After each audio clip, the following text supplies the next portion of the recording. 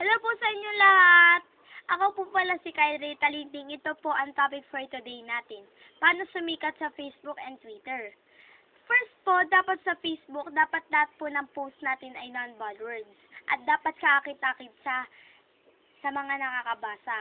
And second, sa lahat na nagtatanong sa akin para rumami ang followers, dapat mag-post kayo sa inyong account na follow ad kayo.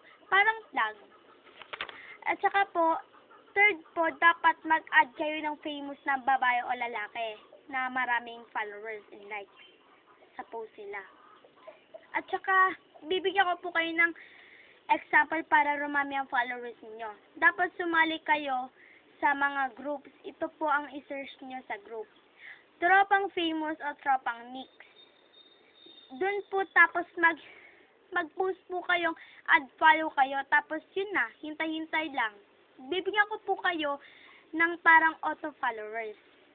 Add nyo po ako, tapos message nyo po ako kung paano rumami ang followers nyo.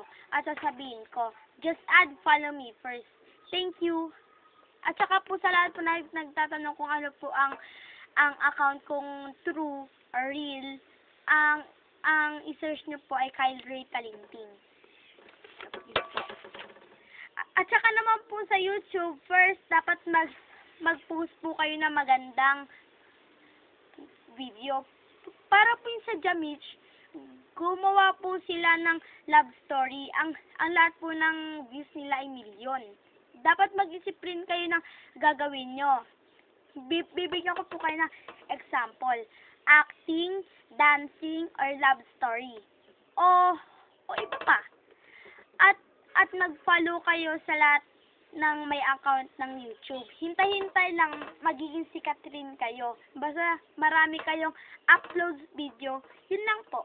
Sana po nakatulong rin po ako kahit papano. Kasi po, ganyan din po kasi ako sa Facebook. Unti-unti naging famous or para na rin po akong kilala doon. Pero po sa YouTube, di naman po paano. Kasi po, minsan na lang po ako nakakapag-upload kasi busy po talaga ako. Yun po, salamat po, have a nice day. At saka po, i-add nyo po ako sa Facebook ko, Kyrie Talinting. At saka pa-follow na rin po ako sa aking Twitter, Big Kyle21. Yun po. Thank you po and have a nice day and thank you for sa lahat ng kabata.